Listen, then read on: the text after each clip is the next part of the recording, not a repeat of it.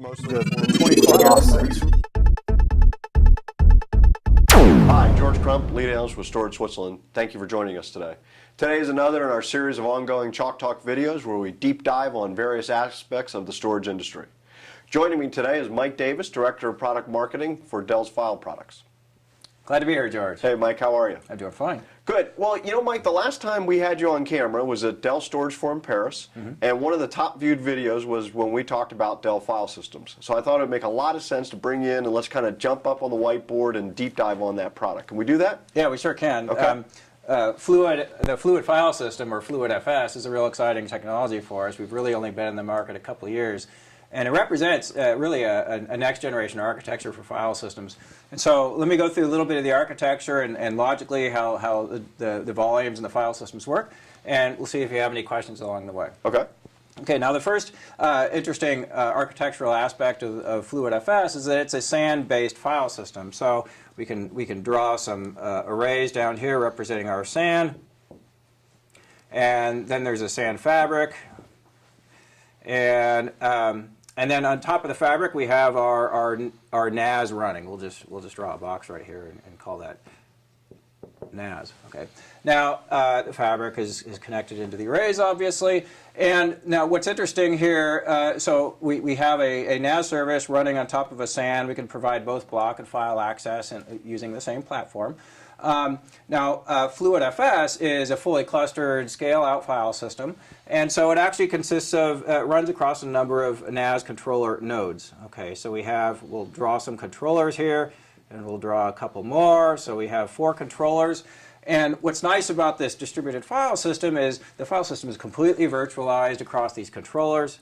They all connect into the SAN in a redundant way, and to the outside world, they provide a single image, a single namespace, regardless of how many controllers you have, regardless of how many files or file systems are in the file system. And we do that through a single virtual IP address. So then what that means is that from this one view, if I have a bunch of people accessing the same directory or set of directories or whatever, that you're going to be able to distribute that performance load across all these controllers. Exactly. So Yeah. Fluid FS has its own built-in load balancing mechanism. Okay. Or you could choose to use switch-based load balancing like a DNS round robin.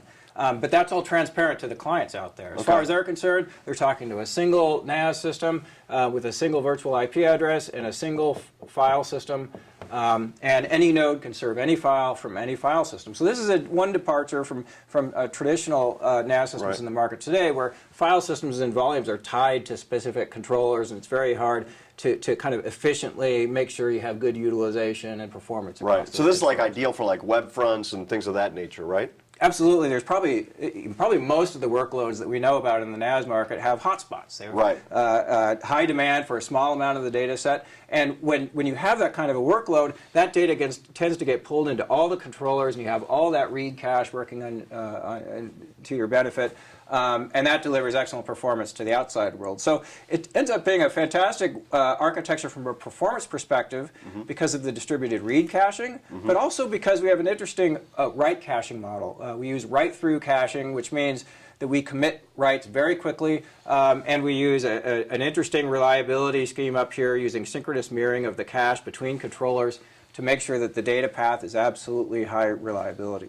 Now this is available, we deliver these NAS controllers for our 3 different SAN families. So we have Compellent and Equalogic, and we have PowerVault. And we chose not to deliver just a single NAS appliance that would work on any underlying storage, partly because we wanted to tighten the integration. So we have a nice administrative story where 100% of the NAS management is integrated into the Compellent Enterprise Manager and the Equalogic Group Manager. The PowerVault product will probably keep separate for a while. Okay. But you know, this is where most of our focus is. So if I'm a store center guy and I've really been trained up on that product, I know it inside and out, I don't need to go relearn another interface. This is just going to basically snap right into what I'm used to. Absolutely. So in that case, the NAS that we developed for Compellent is going to use a fiber channel fabric in the back end.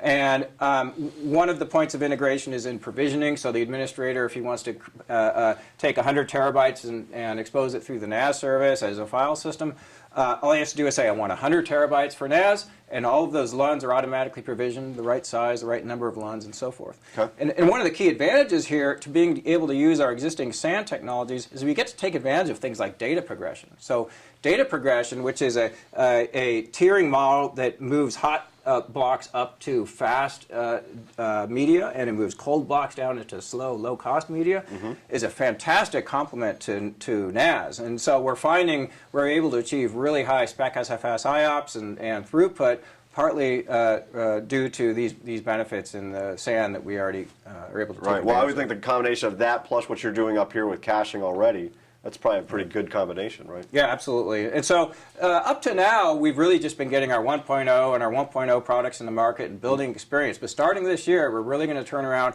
and start applying more of a performance emphasis and starting to sell more and more into specialty file workloads and vertical markets and so forth. And then how far can these scale out, these nodes? Good question. So this is part of our testing process. We're gradually expanding that envelope. Today, with a compellent model, we support up to 8 nodes in a cluster, and if demand continues to grow for larger and larger cluster sizes, we'll certainly support that. But we're finding with that kind of a cluster size, we're delivering tremendous performance, and we think that'll keep our customers happy for some time to come. Okay.